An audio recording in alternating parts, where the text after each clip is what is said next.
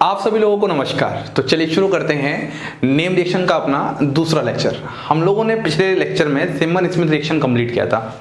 अब आज हम अपने इस लेक्चर में स्टार्ट करने जा रहे हैं एक अगली नेम रिएक्शन जिसका नाम है reamer टीमन name reaction. Reamer टीमन reaction. अब देखो, मैं आपको जितनी भी अभी तक नेम रिएक्शन पढ़ा रहा हूं वो सभी कार्बीन बेस्ड नेम रिएक्शन है। तो सबसे पहले आपको इस बात को बिल्कुल अच्छे से ध्यान रखना है कि ये जो रिएक्शन है रीमर टीमन रिएक्शन, ये भी कैसी रिएक्शन है?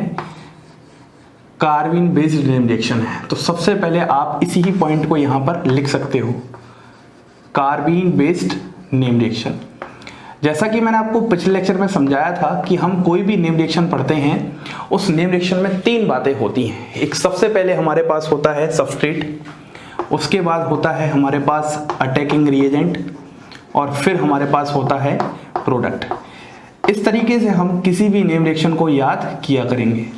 अगर मैं सिमन स्मिथ रिएक्शन की बात करता हूं तो मैंने आपको क्या क्या बताया था? सबसे पहले आपके पास सबस्ट्रेट क्या था? मैंने बोला था ओलिफिन्स होती हैं, एल्कीन होती है। अटैकिंग रिएजेंट क्या होता था? CH2I2ZnCu। और आपके पास प्रोडक्ट क्या होता था? साइक्लोप्रोपेन रिंग का फॉर्मेशन होता है। उसके बाद वो सब बातें आती हैं जो मैकेनिज्म पार्ट से संबंधित होती हैं और कुछ इंपॉर्टेंट क्वेश्चंस होते हैं जो कि प्रीवियस ईयर में पूछे गए हुए हैं। इसी ही तरीके से हम अपनी रीमर टीमन रिएक्शन स्टार्ट करते हैं। तो सबसे पहले वही बात कि आखिरकार इसमें हमारे पास सबस्ट्रेट क्या होता है। तो अगर हम सबसे पहले सबस्ट्रेट की बात करते हैं तो सबस्ट्रेट हमारे पास यहाँ पर होता है फिनॉल। एक स्पेसिफिक सबस्ट्रेट ही होता है और यहाँ पर हमारे पास फिनॉल एज अ सबस्ट्रेट लिया जाता है। उसके बाद अगर मैं अटैकिंग रिएजेंट की बात करता हूँ तो अटैकिंग रिएजेंट यहाँ पर CHCl3 और KOH होता है। जहां पर मैं टेम्परेचर भी अगर मेंशन कर दूं तो 340 केल्विन। और फाइनली आपके पास जो प्रोडक्ट होता है वह प्रोडक्ट यहां पर बहुत ही फेमस प्रोडक्ट है, ये OHCHO और इसको हम लोग बोलते हैं सैलिसिलल्डिहाइड। ये आपने सुना होगा और ये कॉमन नाम है। अगर मैं इसके आयुपैक नाम की बात करता हूं तो इसका आयुपैक नाम भी होता है। और इसका आयुपैक नाम कैसे करेंगे? अगर ये 1 पोजीशन है तो ये 2 पोजीशन है, इसका नाम हो जाएगा 2-हाइड्रोक्सी बेंजल्डिहाइड। 2-हाइड्रोक्सी बेंजल्डिहाइड। तो ये तो सबसे पहले रिएक्शन के बारे में एक बेसिक जानकारी हो चुकी है जो आपको इतना तो कम से कम पता होना ही चाहिए। अब हम यहां पर थोड़े से इंपॉर्टेंट पॉइंट्स पर ध्यान देते हैं। कुछ यहां पर आपके पास इंपॉर्टेंट पॉइंट्स हैं, उनको सबसे पहले मैं यहां पर लिख देता हूं। आप साफ साफ नोट्स बना लो। उसके बाद हम इसके मैकेनिस्टिक पार्ट्स की बात करते हैं। देखो, इंपॉर्टेंट पॉइंट्स में आपके पास सबसे पहला पॉइंट ये है, यह जो रिएक्शन है यह रिएक्शन एक इलेक्ट्रोफिलिक सब्स्टिट्यूशन रिएक्शन है। सबसे पहला पॉइंट तो यही है। यह रिएक्शन कैसी है? एक इलेक्ट्रोफिलिक सब्स्टिट्यूशन रिएक्शन है। मतलब पक्की बात है, जो आपके पास रिएजेंट होगा वह कैसा होगा? इलेक्ट्रोफाइल होगा। इलेक्ट्रोफिलिक सब्स्टिट्यूशन रिएक्शन का एग्जांपल है। अगर मैं दूसरी बात करता हूं यहां पर, वह सबसे इंपॉर्टेंट बात है कि यहां पर जो इसमें रिएक्शन इंटरमीडिएट इन्वॉल्व होता है, रिएक्शन इंटरमीडिएट, बहुत सारे क्वेश्चंस जो नेम रिएक्शन के होते हैं उसमें इन रिएक्शन इंटरमीडिएट से रिलेटेड पूछे जाते हैं, वो आपका कार्बीन होता है। और अगर मैं कार्बीन को भी थोड़ा स्पेसिफाई करूं तो वो आपके पास डाइक्लोरोकार्बीन होता है, कुछ इस तरीके से बना होता है। तो कभी कभी सीधा क्वेश्चन यही पूछ लिया जाता है कि रीमर टीमन रिएक्शन में आखिरकार कौन सा रिएक्शन इंटरमीडिएट है, तो वहां पर आपके पास एक ऑप्शन दिया होता है डाइक्लोरोकार्बीन। दूसरी बात हो चुकी है। अब अगर इसकी तीसरी बात करते हैं, वह इंपॉर्टेंट बात हमारे पास क्या है? हमारे पास इंपॉर्टेंट बात इसके रिएजेंट से रिलेटेड, जरा ध्यान से समझना। अगर रिएजेंट से रिलेटेड बात करते हैं तो यदि आपके पास NaOH प्लस CHCl3 हो तो यहां पर आपके पास जो प्रोडक्ट बनता है वो क्या बनता है? सैलिसिलल्डिहाइड। क्या बनता है? सैलिसिलल्डिहाइड। लेकिन अगर यहीं पर मैं क्या ले लूं? NaOH प्लस CCl4 ले लूं, थोड़ा सा अगर मैं चेंज कर दूं तो यहीं पर आपके पास प्रोडक्ट बनता है सैलिसिलिक एसिड। आपको इस बात का बहुत इंपॉर्टेंट ध्यान रखना है। ये जो रिएक्शन हम पढ़ रहे हैं ये रीमर टीमर रिएक्शन है, और ये जो हमने रिएजेंट सबसे पहले लिया है, इस रिएजेंट की वजह से जो प्रोडक्ट बन रहा है, और इस रिएक्शन को हम लोग नाम दे देते हैं रीमर टीमन रिएक्शन। लेकिन जो आपने नीचे की तरफ रिएजेंट में थोड़ा सा बदलाव किया है उसकी वजह से जो प्रोडक्ट बन रहा है, इस रिएक्शन को हम लोग बोलते हैं रीमर टीमन कार्बोक्सिलेशन। जरा ध्यान से समझिएगा, रीमर टीमन कार्बोक्सिलेशन, दोनों में थोड़ा सा फर्क होता है और दोनों के प्रोडक्ट में भी बदलाव होता है। इसको मैं बाद में जब एग्जांपल डिस्कस करूंगा तो उस समय आपको इसका एक एग्जांपल समझाऊंगा। तो सबसे पहले कुछ इंपॉर्टेंट पॉइंट है जिनको आपको ध्यान देना है।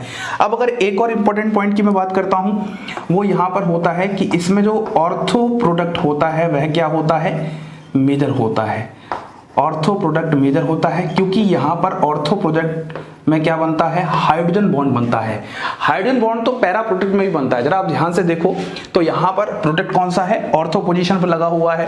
पैरा पर भी CHO आया होगा, लेकिन पैरा पर इंट्रामोलिकुलर हाइड्रोजन बॉन्ड है और ऑर्थो पर इंट्रामोलिकुलर हाइड्रोजन बॉन्ड है, और हमें पता है इंट्रामोलिकुलर हाइड्रोजन बॉन्ड ज्यादा इफेक्टिव होती है as compare to intermolecular hydrogen bond. ये बात आप लोगों ने बेसिक केमिकल बॉन्डिंग में पढ़ी होंगी। तो ये कुछ इंपॉर्टेंट पॉइंट्स हैं जिनको आपको बहुत इंपॉर्टेंट तरीके से ध्यान रखना है।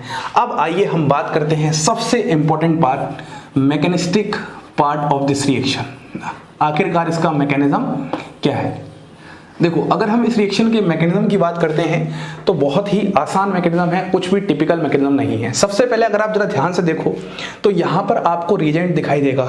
तो सबसे पहले रिएजेंट से ही स्टार्ट करते हैं। देखो, कुछ इस तरीके से आपके पास रिएजेंट होता है CHCl3 क्लोरोफॉर्म, और यहाँ पर आप ले लेते हो KOH। अब जरा ध्यान से बात समझिएगा, यहाँ पर हम KOH भी यूज कर सकते हैं और यहाँ पर हम NaOH भी यूज कर सकते हैं, क्योंकि हमें बेस लेना है तो दोनों ही एज अ बेस काम करते हैं। अब जरा इसको ध्यान से देखोगे तो ये OH माइनस है, तो मतलब ये ओवरऑल एक बेस की तरह हम लोग यूज करेंगे। और बेस दुनिया में क्या करने आया है, ये सब बेसिक बातें हैं जो कि मैंने अपने ऑर्गेनिक केमिस्ट्री के टाइम पर आपको बहुत अच्छे से समझा रखी हैं। जो मेरे से पुराने व्यूअर्स जुड़े हुए हैं उनको पता है बहुत अच्छे से कि बेस दुनिया में क्या करने आया है, H+ खाने आया है। और जिनको नहीं पता वो आज के बाद इस पॉइंट को तो जरूर रख लो। अगर H+ खाने आया है तो कौन सा H+ खाने आया है, जो एसिडिक H होता है, ये तो हम बहुत अच्छे से जानते हैं, हमेशा एसिडिक H को ही टारगेट होता है। तो अगर हम थोड़ा सा एरो समझाएं तो ये OH- क्या करेगा, इस H+ को भगा ले जाएगा। जैसे ही इस H+ को भगा ले जाएगा आपके पास यहाँ पर क्या बन जाएगा, यहाँ पर बन जाएगा C- Cl और यहाँ पर Cl, और अगले ही पल में यहां से एक लीविंग ग्रुप बाहर निकल जाएगा, लीव कर जाएगा। तो आपके पास जरा ध्यान से देखना, फॉर्मेशन ऑफ कार्बीन हो रहा है। नेगेटिव है, जैसे ही लीव किया पॉजिटिव आएगा, नेगेटिव पॉजिटिव इसको न्यूट्रल कर देगा, तो यहां पर CCl2 का फॉर्मेशन कर देगा। ये जो आपके पास फॉर्म हुआ है इसी ही को हम बोलते हैं डाइक्लोरोकार्बीन, इसी को हम बोलते हैं डाइक्लोरोकार्बीन। और यहाँ पर यही हमारा क्या है, रिएक्शन इंटरमीडिएट है। और ये कैसा नेचर है, इलेक्ट्रोफिलिक नेचर है। इसका नेचर कैसा है, इलेक्ट्रोफिलिक, क्योंकि ये है एक इलेक्ट्रॉन डेफिशिएंट स्पीशीज है। आप तो बोलोगे सर यहाँ तो हमें लोन पेयर दिख रहे हैं फिर भी इलेक्ट्रॉन डेफिशिएंट कहते हैं। तो थोड़ी सी नॉलेज आपको कार्बन के बारे में होनी चाहिए यहाँ पर, अगर आप ये टॉपिक पढ़ रहे हो। तो कार्बन यहाँ पर कैसे होते हैं, इलेक्ट्रॉन डेफिशिएंट नेचर के होते हैं। क्या आपने जनरेशन ऑफ कार्बन कर दिया। अब जैसे ही आपने जनरेशन ऑफ कार्बन कर दिया तो अब पॉइंट को जरा ध्यान से समझने की कोशिश करना, बहुत ही इंटरेस्टिंग बातें हैं। एक एक करके मैं आपको सारे ही पॉइंट अच्छे से समझा दूंगा। देखो अब क्या होगा, आपके पास यहाँ पर क्या है, फिनॉल है इस तरीके से, यहाँ पर OH, और यहाँ पर आपके पास क्या है, बेस है। तो बेस आपने KOH लिया है। सबसे पहले क्या होता है, ये जो बेस होगा, ये बेस क्या करेगा, इस H+ को भगा ले जाएगा और यहाँ पर फिनॉक्साइड आयन का फॉर्मेशन करेगा। अब आप पूछोगे सर ये आखिरकार ऐसा स्टेप क्यों हो रहा है। ऐसा स्टेप सिर्फ इसलिए हो रहा है ताकि हम लोग यहाँ पर क्या कर सकें, रिएक्टिविटी इंक्रीज कर सकें। बहुत सारी जो रिएक्शंस आप पढ़ते हो ऑर्गेनिक केमिस्ट्री में, आपको तो लगता होगा रिएक्टिविटी इंक्रीज करके क्या होगा, लेकिन ऑर्गेनिक कंपाउंड से पूछो आखिरकार कितना दर्द होता है रिएक्शंस को करने में। तो हमेशा हम उसको उस फॉर्म में लेके आना चाहते हैं जो ज्यादा रिएक्टिव फॉर्म होती है। अगर ये रिएक्टिव फॉर्म है तो बस बात बन के तैयार हो गई। ये हमारे पास कैसा है, ये हमारे पास फिनॉक्साइड है और कैसा है, न्यूक्लियोफिलिक नेचर का है। फिनॉक्साइड है और कैसा है, न्यूक्लियोफिलिक नेचर का है। जरा बात को ध्यान से समझना। अगर ये हमारे पास न्यूक्लियोफिलिक नेचर का है तो अब इस वाले केस में हमारे पास क्या होने वाला है, यहाँ पर सामने आपके पास CCl2 प्रेजेंट है और जो कैसी है, इलेक्ट्रोफिलिक नेचर की है। तो बहुत इंपॉर्टेंट बात है, एक इलेक्ट्रोफिलिक नेचर का है, एक न्यूक्लियोफिलिक नेचर का है, तो रिएक्शन कैसे होगी, O- यहाँ आएगा, ये यहाँ पर अटैक करेगा और आपके पास कुछ ऐसा बन जाएगा। देखना जरा ध्यान से, यहाँ पर यह कुछ ऐसा सा फॉर्म हो जाएगा, डबल बॉन्ड O, यहाँ पर इस तरीके से H, C, यहाँ पर Cl, यहाँ पर Cl और यहाँ माइनस। अब आपको पता है इस स्टेप में क्या होने वाला है, ये जो नेगेटिव चार्ज होगा इस H+ को भगा ले जाएगा, ये इलेक्ट्रॉन यहाँ शिफ्ट होंगे और फर्दर ये ऐसा हो जाएगा, कुछ टोटोमराइजेशन जैसा फील आएगा। तो हम यहाँ पर ये सिंबल लगा देंगे और आपके पास यहाँ पर ये कुछ ऐसा बन जाएगा। देखो जरा ध्यान से, यहाँ पर आ जाएगा O- और यहाँ पर क्या आ जाएगा, CH, Cl और यहाँ पर Cl। फिर अगले स्टेप में क्या होने वाला है, इसको भी जरा ध्यान से देखना। अगले स्टेप में आप क्या कर दोगे, OH- ले लोगे तो हाइड्रोलिसिस हो जाएगा, Cl हटाओगे OH आ जाएगा, SN1 भी हो सकता है, SN2 भी हो सकता है, कोई भी पाथ भी यूज कर सकते हैं। जब आप ऐसा कर दोगे तो आपके पास यहाँ पर कुछ ऐसा बनेगा। देखो यहाँ पर O- आ जाएगा, यहाँ पर CH, OH और OH।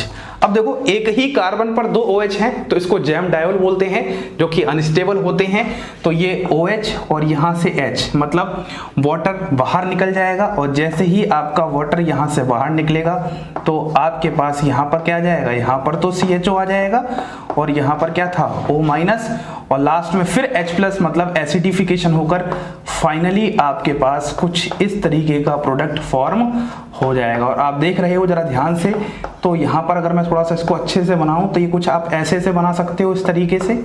तो यहाँ पर इनके बीच में हाइड्रोजन बॉन्डिंग भी हो जाएगी, इसीलिए मैं इसको ऑर्थो प्रोडक्ट को मेजर प्रोडक्ट कह रहा हूँ। मतलब ये पॉसिबिलिटी पैरा पर भी हो सकती है, लेकिन ये हमारे पास ऑर्थो प्रोडक्ट है और क्योंकि यहाँ पर इंट्रामोलिकुलर हाइड्रोजन बॉन्ड बनेगी इसलिए यह एज अ मेजर होगा। तो क्या आपको यहाँ तक इतनी बातें समझ में आ रही हैं? फिर से एक बार रिकॉल करते हैं। सबसे पहले हम लोगों ने ये सीखा कि आखिरकार रीमर-टीमर रिएक्शन का सबस्ट्रेट क्या है, फिनॉल है। अटैकिंग रिएजेंट क्या है, chloroform in presence of base है। बेस में KOH भी ले सकते हो, NaOH भी ले सकते हो। और फाइनल प्रोडक्ट क्या है, आपके पास सैलिसिलैल्डिहाइड है जिसको 2-हाइड्रोक्सी बेंजोइक एसिड कहते हैं। फिर हम लोगों ने कुछ इंपॉर्टेंट बातें जानी, जिसमें सबसे इंपॉर्टेंट बात हमारे पास रिएक्शन इंटरमीडिएट से रिलेटेड है। और फिर थोड़ा सा रिएजेंट में अगर चेंज करें तो वहां पर रिएक्शन होती है रीमर-टीमर कार्बोक्सिलेशन, जिसमें सैलिसिलिक एसिड का फॉर्मेशन होता है। क्लियर? फिर हम लोग मैकेनिस्टिक पार्ट पे गए और हमने मैकेनिस्टिक पार्ट को बहुत ही ध्यान से देखा और यहां से हमें यह भी समझ में आया कि आखिरकार ऑर्थो प्रोडक्ट मेजर किस तरीके से हम वहां पर समझा सकते हैं। बोलिए, क्या आप सभी को इतनी बात बहुत अच्छे से क्लियर है? अब अगर आपको ये बात क्लियर है तो अब हम थोड़ा सा और आगे बढ़ते हैं अब हम इसके क्वेश्चंस देखना स्टार्ट करते हैं कि आखिरकार किस तरीके के क्वेश्चंस पूछे जाते हैं और फिर लेवल को धीरे धीरे हम लोग इंक्रीज करना स्टार्ट करते हैं। तो आइए अब हम कुछ क्वेश्चंस देख लेते हैं। तो क्वेश्चंस को एकदम स्पीड से स्टार्ट करते हैं। देखो, अगर मैं सबसे पहले क्वेश्चन की बात करता हूं तो सबसे पहला क्वेश्चन आपके पास कुछ इस तरीके का है। यहाँ पर आपके पास फिनॉल है, यहाँ पर पैरा पोजीशन इसकी ब्लॉक्ड है और यहाँ पर आप रिएजेंट ले रहे हो CHCl3 in presence of base. तो सबसे पहले आपको रिएक्शन पहचानना आना चाहिए। ये पहला रिएक्शन है, तब तक आप ट्राई कीजिए। मैं डिफरेंट यहाँ पर एग्जांपल्स आपके सामने लिख देता हूँ। यहाँ पर आपके पास OH है, यहाँ पर CH3 है, यहाँ पर CH3 है और फिर आपके पास रिएजेंट यही है। ऐसे ही अगर मैं थर्ड बात करता हूँ तो आपके पास यहाँ पर थोड़ा सा हम यहाँ पर चेंज कर देते हैं। यहाँ पर OH है, यहाँ पर CH3 है और यहाँ पर रिएजेंट फिर आपके पास यही है। रिएजेंट में कोई चेंज हम यहाँ पर नहीं कर रहे। अब यदि मैं फोर्थ रिएक्शन की बात करता हूँ तो हम कुछ ऐसे समझ सकते हैं। यहाँ पर OH है, यहाँ पर CH3 है, यहाँ पर CH3 है और यहाँ पर हम CHCl3KOH की बात कर लेते हैं। ऐसे ही अगर मैं फिफ्थ रिएक्शन की बात करता हूँ तो फिफ्थ रिएक्शन में आपके पास यहाँ पर कुछ इस तरीके से थायोफिन जानते होगे आप, तो यहाँ पर CHCl3 थोड़ा सा हम मॉडिफिकेशन वगैरह स्टार्ट कर रहे हैं। ऐसे ही सिक्स्थ क्वेश्चन है और सिक्स्थ क्वेश्चन में आपके पास यहाँ पर पायरोल है NH और यहाँ पर आपके पास फिर से वही रिएजेंट है CHCl3। अब इस बार आप NaOH भी यूज कर सकते हो। ठीक है, ये आपके पास कुछ डिफरेंट क्वेश्चंस हैं। आइए शुरू करते हैं सबसे पहले क्वेश्चन से। जरा ध्यान से देखो, अगर आप जरा ध्यान से देखोगे तो आपको सबसे पहले इस वाले पार्ट से क्या समझ में आ रहा है। यहाँ से आपके पास डाइक्लोरोकार्बन का जनरेशन होगा। डाइक्लोरोकार्बन का अगर जनरेशन होगा तो ये कैसे करेगा, एज अ इलेक्ट्रोफाइल वर्क करेगा, और यहां से फाइनली प्रोडक्ट जो बनेगा उसमें ऑर्थो पोजीशन पर CHO आ जाएगा। ठीक है, ये बात है। अगर मैं OH की बात करता हूं तो OH कैसा ग्रुप होता है, ऑर्थो एंड पैरा डायरेक्टिंग होता है, लेकिन हमें पता है यहां पर हमारे पास जो पैरा पोजीशन है वो क्या है, ब्लॉक्ड है। तो हमारे पास सिर्फ एक ही पॉसिबिलिटी जो कि मेजर पॉसिबिलिटी है, तो हमको क्या कर देंगे, ऑर्थो पोजीशन पर CHO ग्रुप का इंट्रोडक्शन कर देंगे, मतलब OH CH3 ऐसे ही रहेगा और यहां पर क्या आ जाएगा, CHO। आप इस तरफ भी CHO लगा सकते थे, इस तरफ भी CHO लगा सकते हो, किसी भी तरफ CHO लगा सकते थे। ये पहला क्वेश्चन था। दूसरे क्वेश्चन की बात करते हैं, फिर से वही बात, यहां पर वही रिएजेंट आएगा, एज इलेक्ट्रोफाइल वर्क करेगा, लेकिन जरा आप ध्यान से समझना, यहां पर ये ऑर्थो और ये पैरा पोजीशन ब्लॉक्ड है, तो यहां पर सिर्फ अब आपके पास एक ही पॉसिबिलिटी बच रही है और वो भी ऑर्थो पोजीशन की ही पॉसिबिलिटी है। यहां पर OH और CH3 आपके पास यहीं पर है और यहां पर आ जाएगा आपके पास CHO ग्रुप। मतलब अगर आप कुल मिलाकर रीमर टीमर रिएक्शन को समझ पा रहे हो तो आप फॉर्मिल ग्रुप का इंट्रोडक्शन कर रहे हो। तो कभी कभी ऐसे भी आ जाता है कि ऐसी कौन सी रिएक्शन है जहां पर फॉर्मिल ग्रुप का इंट्रोडक्शन होता है, या फिर ऐसी कौन सी रिएक्शन है जहां पर लेंथनिंग ऑफ कार्बन होता है या अपग्रेडेशन ऑफ कार्बन होता है। तो यहां पर देखो कार्बन भी बढ़ रहा है, यहां पर कार्बन भी बढ़ रहा है, तो ये कुछ छोटी छोटी बातें आपको ध्यान रखनी है। आइए इस क्वेश्चन की बात करते हैं। तो ये क्वेश्चन बहुत ही बेहतरीन क्वेश्चन और बहुत ही इंपॉर्टेंट क्वेश्चन। देखो यहां पर ऑर्थो पोजीशन पर क्या है, CH3 ग्रुप है, तो यहां पर ऑर्थो सब्स्टिट्यूशन है। अब आप बोलोगे कि सर यहां से आप जो लाओगे वो आप इस ऑर्थो पे ले आओ, अगर ये बंद है तो सुनो, यहां आप गलत हो जाओगे, यहां पर आप गलत हो जाओगे। हमेशा याद रखना है पैरा डोमिनेट करता है इफ ऑर्थो इज सब्स्टिट्यूटेड। अब ऑर्थो सब्स्टिट्यूट का मतलब है एक भी अगर ऑर्थो सब्स्टिट्यूटेड हुई तो पैरा ही मेजर प्रोडक्ट बनेगा। क्यों, प्रोबेबिलिटी फैक्टर की वजह से, मतलब मॉलिक्यूल के जो अटैक करने की प्रोबेबिलिटी होगी वो पैरा पोजीशन पर ज्यादा होगी एज कंपेयर टू ऑर्थो। इस बात को आपको ध्यान रखना है। आपको भले ही थोड़ा सा अजीब लगेगा लेकिन यही सच है और यही मेजर प्रोडक्ट है, इस बात को समझना है। फिर समझो मैंने क्या बोला, मैंने बोला यदि आपके पास एक भी ऑर्थो पोजीशन ब्लॉक्ड है, लिख देता हूं मैं, एक भी ऑर्थो पोजीशन ब्लॉक्ड है तो आपका हमेशा जो मेजर प्रोडक्ट होगा वो मेजर प्रोडक्ट क्या होगा, पैरा ही होगा। आप ये मत सोचना कि ये जो दूसरी ऑर्थो पोजीशन है उस पर आप CHO ग्रुप लगा दोगे, आंसर गलत हो जाएगा। और इसको आप साइड में लिख सकते हो, ऐसा क्यों, प्रोबेबिलिटी फैक्टर की वजह से। जो प्रोबेबिलिटी चांस होंगे वो कहां पर होंगे, पैरा पोजीशन पर ज्यादा होंगे। उम्मीद करता हूं आपको ये 3 क्वेश्चन बहुत अच्छे से समझ में आ रहे हैं, जिसमें ये क्वेश्चन बहुत इंपॉर्टेंट है। लिख लीजिए एक line, para dominate when ortho position is substituted. अब ऑर्थो वो एक भी सब्स्टिट्यूटेड हो सकती है और अगर 2 है तो उसमें तो फिर कोई सवाल ही नहीं उठता है। अब अगर हम बात करते हैं 4th क्वेश्चन की, बताइए किस तरीके से करने वाले हैं, ध्यान से देखना। यहां पर तो ऑर्थो पोजीशन दोनों ही ब्लॉक्ड हैं, तो यहां तो अब ऑर्थो पर जाने का सवाल ही नहीं, सिर्फ एक पॉसिबिलिटी आ रही है और उस पॉसिबिलिटी को आप यहां से चुपचाप से बना दीजिए। जब आप सेकंड पॉसिबिलिटी बता दोगे तो यहां पर OH है, यहां पर CH3 है, यहां पर CH3 है और यहां पर CHO ग्रुप का इंट्रोडक्शन हो जाएगा। बोलिए समझ में आ रहा है एकदम अच्छे से। ये तो क्वेश्चन वो है जो आप जिनसे अभी गुजर रहे हो, जिस नेम रिएक्शन को आप पढ़ रहे हो, लेकिन जब एग्जामिनर होता है तो क्वेश्चन बनाता है तो वो क्वेश्चन ही क्या जिसमें मॉडिफिकेशन ना हो, कुछ नया कॉन्सेप्ट ना आए। तो आपके सामने यह एक हेटेरोसाइक्लिक कंपाउंड इंट्रोडक्शन हो चुका है जिसका नाम है थायोफिन। तो सबसे पहले ऐसे कंपाउंड्स में आपको नंबरिंग पता होनी चाहिए, 1 2 3 4 5। और हमेशा याद रखना आप लोग, अगर आपको हेटेरोसाइक्लिक केमिस्ट्री की नॉलेज नहीं है तो सेकंड पोजीशन पर अटैक सबसे ज्यादा प्रेफर होता है। सेकंड और 5th पोजीशन दोनों इक्विवेलेंट है तो किसी पर भी कर सकते हैं। तो फाइनली आपका प्रोडक्ट क्या होगा, फाइनली आपका प्रोडक्ट कुछ ऐसा हो जाएगा। यहां पर सेकंड पोजीशन पर CHO ग्रुप का इंट्रोडक्शन हो जाएगा।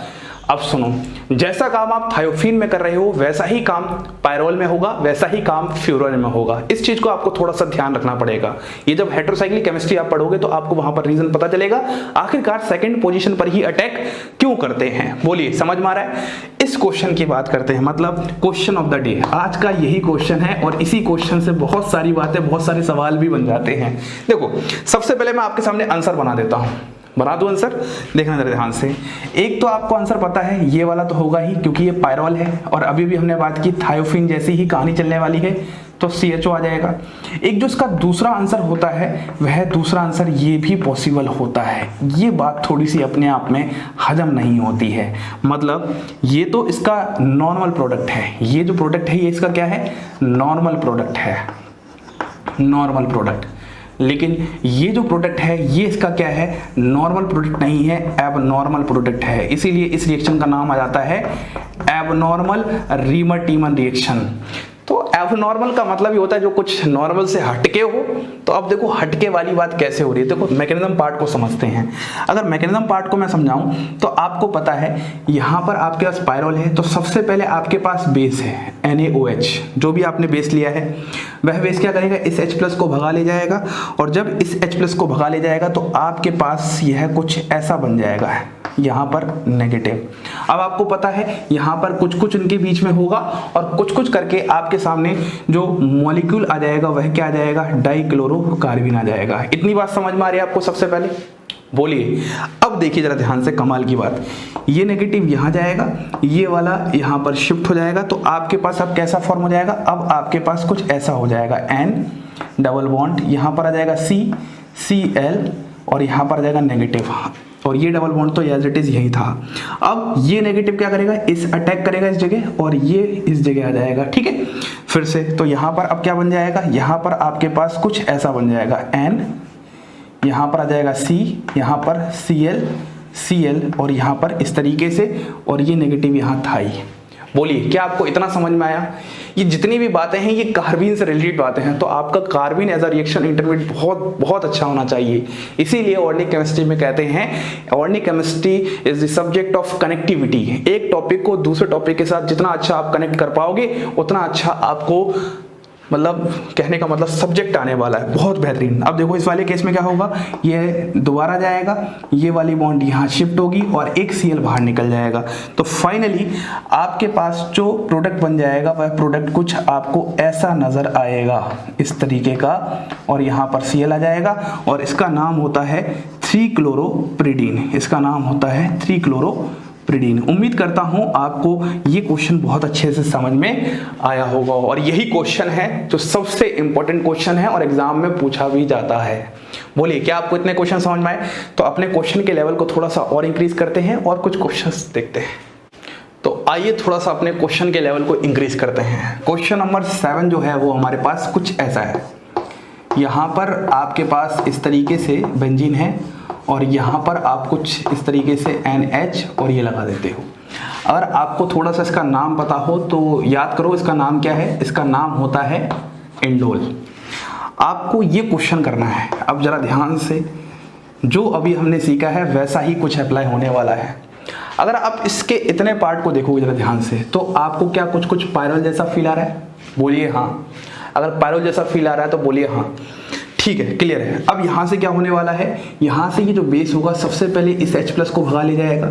जैसे ही ये H+ को भगा ले जाएगा तो आपके पास यहाँ पर कुछ ये ऐसा फॉर्म हो जाएगा इस तरीके का, यहाँ पर N नेगेटिव और यहाँ पर डबल बॉन्ड। अब आपको पता ही है अगले स्टेप में क्या होने वाला है, आपके पास CCl2 है, इसमें कुछ कुछ होगा, और वहां से कुछ कुछ से क्या मिलेगा, डाइक्लोरोकार्बन मिलेगा। तो उससे फिर क्या होगा, आपके पास ये नेगेटिव यहाँ जाएगा, ये डबल बॉन्ड यहाँ शिफ्ट होगी। तो फाइनली फिर आपको कैसा नजर आएगा, ये आपको कुछ इस तरीके का नजर आएगा। देखो ऑर्गेनिक केमिस्ट्री में मैकेनिज्म भले ही आपको बहुत डराती हो, बहुत सताती हो, लेकिन मैं कहता हूँ मैकेनिज्म से ज़्यादा आसान कुछ नहीं होता। यदि आप एक एक स्टेप को बहुत अच्छे से समझते हो, जब आप समझोगे तो यहाँ पर कुछ नेगेटिव आ जाएगा, फिर ये नेगेटिव क्या होगा, ये वाला नेगेटिव यहाँ पर अटैक करेगा इस जगह, ये फिर से यहाँ पर शिफ्ट हो जाएगा, और शिफ्ट होने के बाद आपको फिर क्या आ जाएगा, कुछ ऐसा आ जाएगा। देखना हम कोई इसमें चेंज नहीं कर रहे हैं, इसमें आने के बाद ये आ जाएगा N नेगेटिव इस तरीके का, और यहाँ पर आ जाएगा C, यहाँ आ जाएगा Cl, और यहाँ आ जाएगा Cl, ऐसे तो कुछ होगा। अब देखना जरा ध्यान से, ये N नेगेटिव फिर से यहाँ जाएगा, ये वाली बॉन्ड यहाँ शिफ्ट होगी और Cl बाहर निकल जाएगा। जैसे ही आप देखोगे तो फाइनली आपको ये कुछ ऐसा नजर आएगा। देखना ये आपको कुछ ऐसा नजर आएगा इस तरीके से, यहाँ पर N इस तरीके से, और यहाँ पर आ जाएगा आपके पास Cl। एक Cl तो बाहर निकल गया, तो ये फॉर्म हो गया। अब जरा पिछले वाले क्वेश्चन से कंपेयर करो, पिछले वाले क्वेश्चन से कंपेयर करो, ये वाला पार्ट ही तो पिरिडीन जैसा कन्वर्ट हो रहा है, देखो थोड़ा ध्यान से, वैसा ही तो कुछ हो रहा है। तो कुछ भी लगा दो आप, आपका कॉन्सेप्ट वही रहने वाला है। अब आधे तो यही देख के डर चुके होंगे ये क्या है, भले ही रीमर-टीमर रिएक्शन नहीं है, लेकिन आपको कोई रीमर-टीमर रिएक्शन ही नहीं पूछेगा, उससे रिलेटेड बहुत सारी बातें भी तो पूछ सकता है। तो रिएजेंट तो वही है, सबस्ट्रेट की बात हमने कर रखी है, abnormal product of reamer-teamer reaction तो हमने पढ़ी रखा है, तो बस उसी से रिलेटेड कॉन्सेप्ट्स होते हैं। तो हमेशा ऑर्गेनिक केमिस्ट्री की खासियत है, सिर्फ वही नहीं पूछता, उससे आसपास में जितनी भी चीजें उससे रिलेट होती हैं वो हमेशा पूछी जाती हैं। अब अगर क्वेश्चन के सीरीज को आगे बढ़ाया जाए तो हमारे पास अगला क्या है, बेंजीन है, और यहाँ पर फिर से हम ले रहे हैं CHCl3 और यहाँ पर KOH। जब हम बेंजीन के साथ रिएक्शन देखते हैं तो जो बेंजीन होता है वो एक्टिवेटेड ज़्यादा नहीं होता है, तो हम लिख सकते हैं not activated at that much, not activated that much. अब अगर ये एक्टिवेटेड उतना नहीं है तो आपको पता है यहाँ से एक इलेक्ट्रॉन डेफिशिएंट स्पीशीज आएगी, और इलेक्ट्रॉन डेफिशिएंट स्पीशीज इलेक्ट्रोफाइल कहलाती है। तो यहाँ पर पक्का कोई ना कोई ग्रुप लगा होना चाहिए था जो उसके एक्टिवेशन को बढ़ा सके, लेकिन कोई ग्रुप नहीं है, इसीलिए हम बोलेंगे यहाँ पर भी किसी प्रकार की रिएक्शन देखने को नहीं मिलती। ऐसे ही अगर मैं क्वेश्चन नंबर 9 की बात करता हूँ तो आपके पास यहाँ पर क्या है, पिरिडीन है इस तरीके से।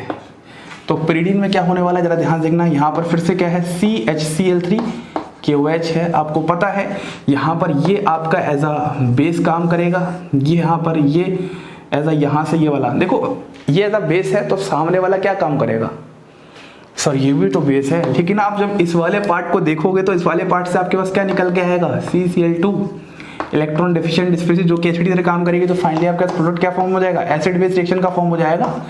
इतना दिमाग आपको लगाना पड़ेगा, ऑर्गेनिक केमिस्ट्री में इतना दिमाग लगाना पड़ता है हमेशा, ठीक है।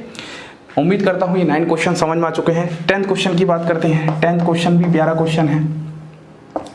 आपके पास कुछ यहाँ पर इस तरीके से है, यहाँ पर OH है, दोनों पोजीशन ब्लॉक्ड हैं, पैरा पोजीशन भी ब्लॉक्ड है, लेकिन यहाँ पर कुछ इस तरीके से है, और यहाँ पर अब आप ले रहे हो CHCl3 KOH। अब जरा ध्यान से देखो, इन दोनों क्वेश्चन में फर्क है। यहाँ पर आपके पास क्या आने वाला है, इस पूरे पार्ट से CCl2 तो आएगा, मतलब CHO ग्रुप का इंट्रोडक्शन होगा। अब CHO ग्रुप का इंट्रोडक्शन किस पोजीशन पर होगा, तो आपके पास एक ही पोजीशन बचती है, वो ये वाली पोजीशन है। तो आप फाइनली यहाँ पर CHO ग्रुप का इंट्रोडक्शन कर दोगे इस तरीके से, यहाँ पर OH, और यहाँ पर आपके पास आ जाएगा कुछ ऐसा CHO। बहुत ही प्यारा क्वेश्चन। अब इस क्वेश्चन के लेवल को अपन और इंक्रीज कर सकते हैं, मतलब रीमर-टीमर रिएक्शन से रिलेटेड जो जो बातें अपन को सीखनी थी सब सीख चुके हैं, लेकिन अगर क्वेश्चन को लेवल को बढ़ाया जाए तो इसमें कार्बिन की एक बात और जोड़ सकते हैं। जैसे मान लो एक क्वेश्चन और पूछा जाए, और वो क्वेश्चन आप लोगों के लिए होमवर्क है, मैं यहाँ पर आंसर वगैरह सब बता दूंगा, लेकिन क्वेश्चन होमवर्क है। कैसा है देखना जरा ध्यान से। यहाँ पर आपको दे दिया CHFCl Br और फिर दे दिया आपको KOH। इस बार देखना ये थोड़ा सा चेंज कर दिया, यहाँ पर मॉडिफिकेशन के लेवल को इंक्रीज कर दिया, तो फाइनली आपके पास यहाँ पर प्रोडक्ट कुछ बेंजीन जैसा बनता है और इसमें आ जाता है फ्लोरीन। ये आपका आंसर है। अब आप इससे कैसे बनाओगे, तो आपका होमवर्क है, आपको यहाँ पर मैकेनिज्म प्रपोज करना है, मैकेनिज्म करना है, ठीक है।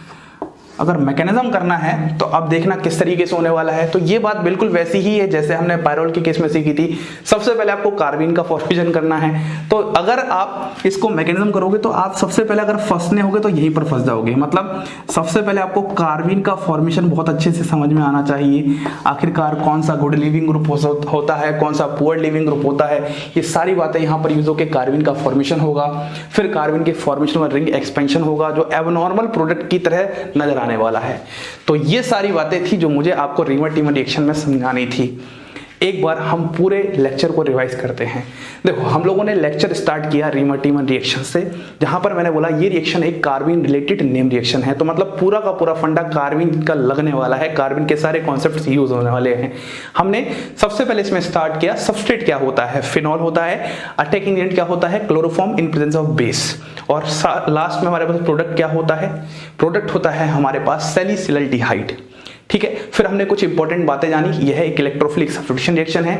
रिएक्शन इंटरमीडिएट्स में कार्बिन, डाइक्लोरोकार्बिन जो कि इलेक्ट्रोफाइल की तरह बिहेव करता है, इलेक्ट्रॉन डेफिशिएंट स्पीशीज है। और लास्ट में फिर हमने रीजेंट का थोड़ा वेरिएशन देखा। अगर CH_Cl3 NaOH है तो सैलिसिलिक डिहाइड, अगर CCl4 NaOH है आप उसका भी मैकेनिज्म प्रपोज कर सकते हैं अपने आप, तो सैलिसिलिक एसिड है। अगर मैं सैलिसिलिक एसिड का थोड़ा सा स्ट्रक्चर की बात करता हूं तो सैलिसिलिक एसिड आपके पास कुछ ऐसा होता है, OHCOOH,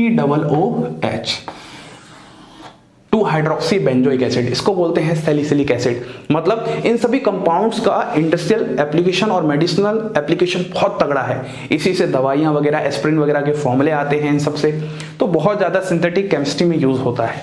उसके बाद हम लोगों ने मैकेनिज्म वाला पार्ट देखा, और मैकेनिज्म वाले पार्ट में हमें अच्छे से समझ में आया कि ऑर्थो प्रोडक्ट मेजर क्यों होता है, क्योंकि वहां पर हाइड्रोजन बॉन्ड होती है, और hydrogen bond intramolecular hydrogen bond होती है जिसकी स्ट्रेंथ ज्यादा होती है। फिर हमने क्वेश्चन देखना स्टार्ट किए। क्वेश्चन में मेरे दिल के करीब 2 क्वेश्चन है। एक तो सबसे पहला क्वेश्चन, यदि ऑर्थो पोजीशन एक भी ब्लॉक्ड है तो वहां पर पैरा प्रोडक्ट डोमिनेट करता है। इस बात को आपको ध्यान रखना है, ये गलतियां होती हैं। और दूसरा जो है वो है पायरोल वाला, जहां पर एबनॉर्मल प्रोडक्ट का फॉर्मेशन होता है, रिंग एक्सपेंशन होकर पेरिडीन में Cl बनता है, तो 3-क्लोरोपेरिडीन आंसर आता है। तो ये सब सारी बातें आपको ध्यान रखनी है। उम्मीद करता हूं आपको लेक्चर पसंद आया होगा। कोशिश कीजिए, शेयर कीजिए, लाइक कीजिए। इसी के साथ आप सभी लोगों को धन्यवाद।